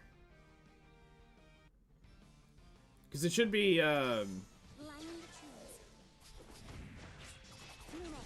unless Kappa's slower than I think she is? Did you wait long? Let's head back. In Skyward Tower? It'll probably, bounce along the way. It'll definitely jiggle all the way.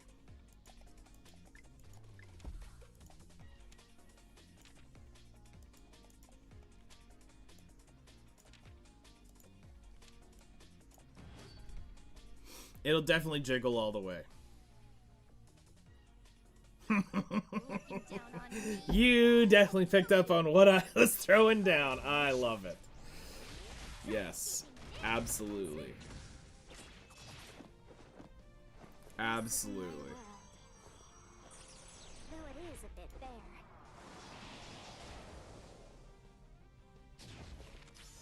Lining the trees.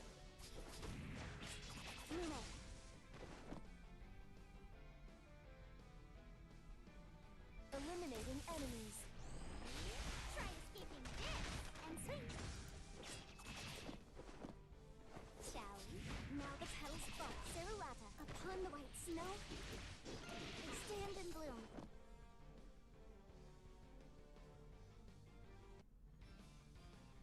Eliminating enemies. I'll provide support cover. A hop and a skip. I'll provide support cover. The rain has stopped. Shall we return? I picked up what I was putting down. Awesome.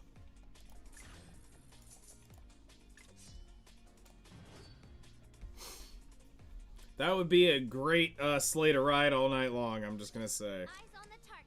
Shall we make sparks fly? Arise, subjects. Show the world the red dragon. That's a sleigh I would ride all night long. A hop and a skip. Definitely Death by Snoo Snoo. It's nearly come to an end. Like a passing rain.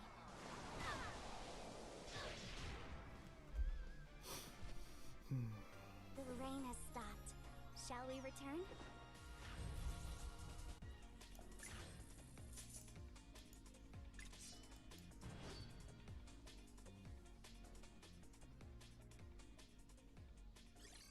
Junior first class computer hunter ready. Entering battle. Damn those Umas, man. Damn those Umas. Especially if it's Goldshi. Goldshi comes out of nowhere and It's just, nearly like, come to an end. suplexes you and Passing rain. kicks you in the face and trolls the shit out of you on that sleigh, but I mean, Cerulata, stab to the wind. damn, it would jiggle all the way, though. Farewell way. Firing my shot. Try escaping this. A hop and a skip. Lining the trees. Luna.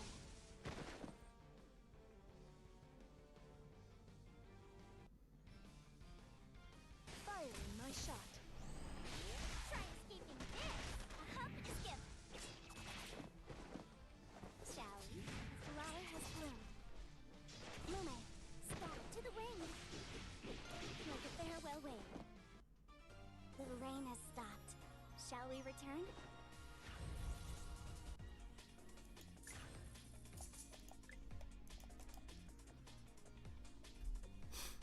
So I just realized doing Nella's side story is now going to require me to have to buy tokens right at the end of hers. So I won't be able to instantly, or won't be able just to do it through Doppelganger. I will have to use tokens again to clear it up. Watch me, master. It's fine. We don't really Look at me now. have a whole lot of value left in them, so might as well use them. Firing my shot. Finish off units at the end. Try escaping this. A hop and a skip. Because I don't think they give you a solid 30 in this, do they? My world. Though it is a If bit it is a bare. solid 30, then what's the news?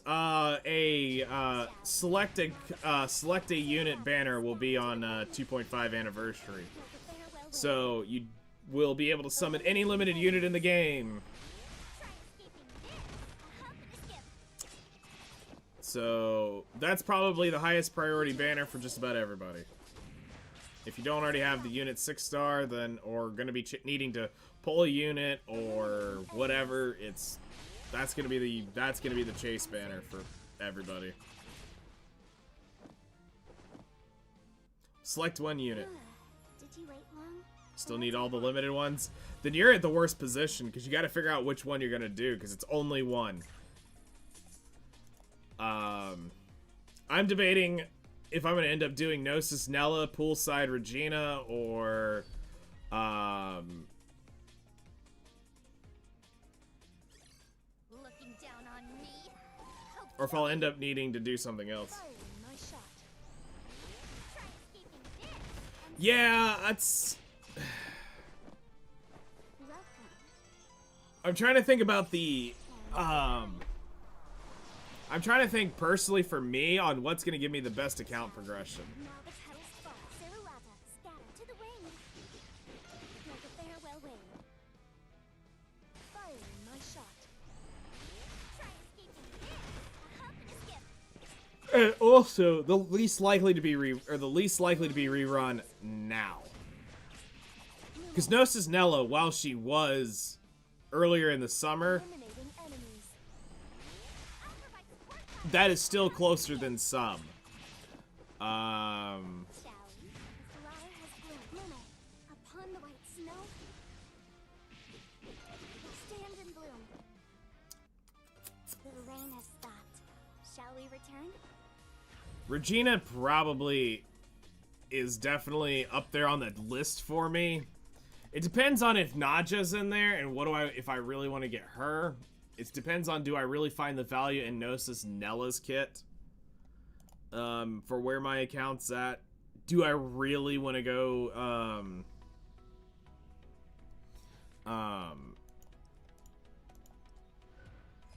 do I really want to go 4-star Demi Gnosis Dahlia? I don't think I'm ever gonna try chasing PvP, so that can go fuck off. So I don't really need to worry about 6-starring units for PvP. I'm not gonna go up there and deal with those sweats. I'm good. I respect my time way more than that.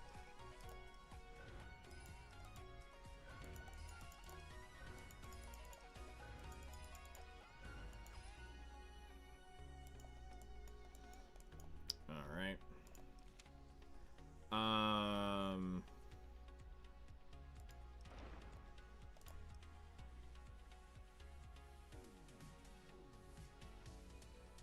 No good water DPS.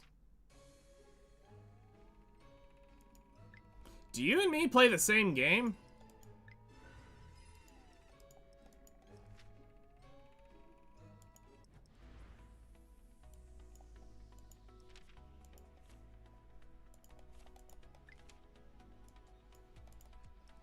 Because I'm pretty sure she's still quite the monster in the game, just not for absolutely everything.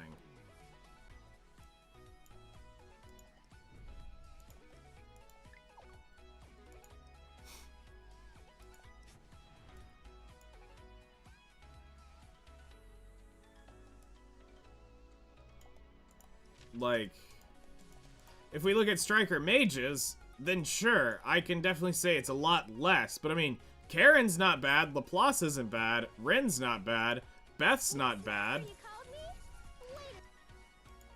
me? Later. But no, is it poolside? I mean, not necessarily. This is definitely a bigger unit. When the target is not granted a dispellable buff, fully reduces cooldowns of Surprise Sandcastle, then attacks the enemy. The skill ignores 30% of the target's defense when attacking, reduces all of the target's unique resources count, ignores target's resilience and immunities.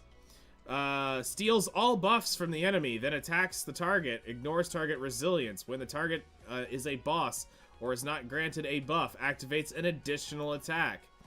Attacks all enemies. When an enemy is killed on the caster's turn, has a 100% chance to grant an extra turn to the caster.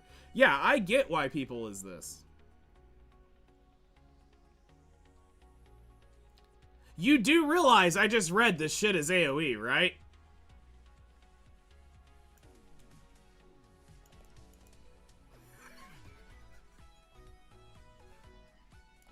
Like, this has got an AoE S1. Now, this is 2 single targets. So, but I mean, this is definitely more designed for that. So, I mean, I can bite on it.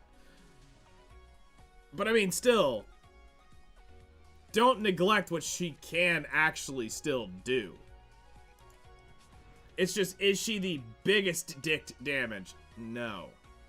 But you still have a couple decent mage, or you still have a decent couple water DPS.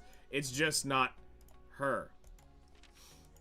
But to say you don't have, we don't really have one is also an undersell.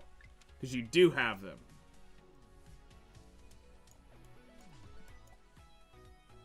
And this is where tier lists absolutely fuck people up, too.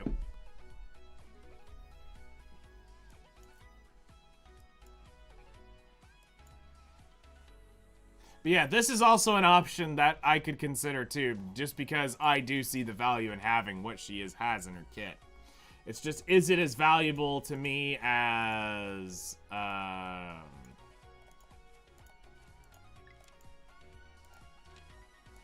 having, you know, chance to remove a buff from all enemies, attacks the enemy with heavy strike. After attacking, has a chance to stun the enemies for 1 turn. The skill's damage dealt proportional to the max HP instead of attack. Attacks all enemies, has a 75% chance to inflict irremovable but unbuffable. You know, it's like, I'm just gonna pick whatever you pick. I mean, that's not really the way you'd want to play, but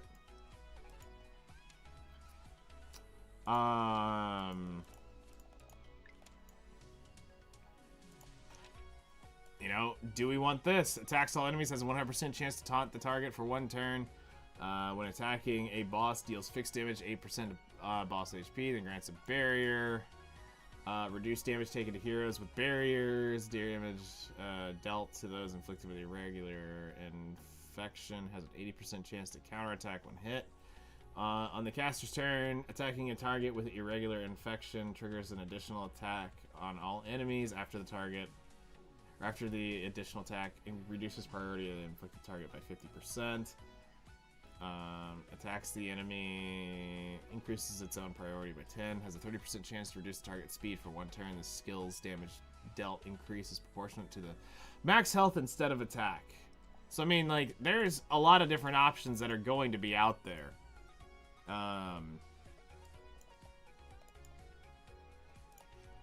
And then, you know, there's this is going to be in there as well.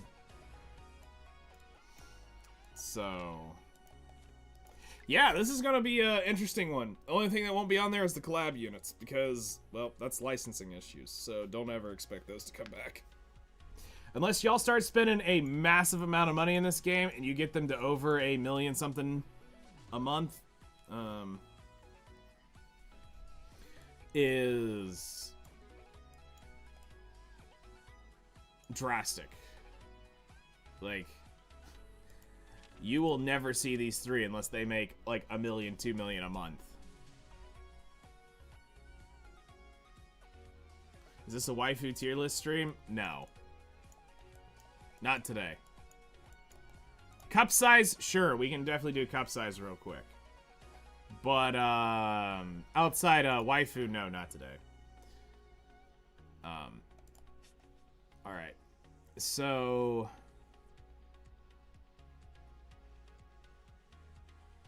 let me, go ahead and get going.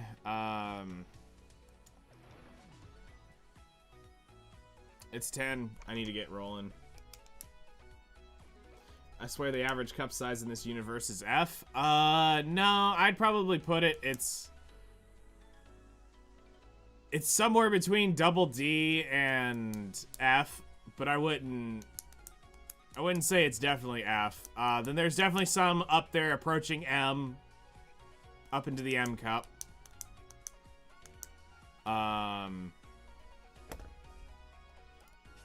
Speaking from experience, that is probably the closest you're going to see to a realistic M cup in the game.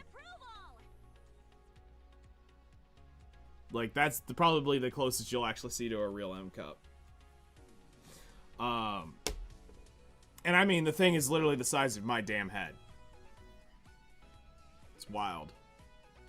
Nah, they're soft pillows. They're soft pillows.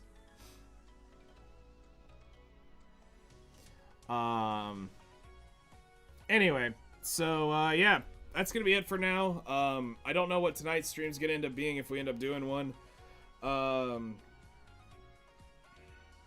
Weathering Waves was down last night when I tried to do it before the podcast. I don't know if I feel like actually attempting Battlefield tonight. I need to actually do the driver update and the reinstall here probably after stream. I didn't get to bed till about 1 o'clock last night. And didn't go to sleep till about 1:30. So I did not install it. I did not have time to sit there and do a driver update and all that stuff. Nice. Well, have fun with that. But yeah, we'll see what's gonna cook tonight and try to come up with something. So y'all have a great rest of your day. Take care, and I'll see y'all later, everybody.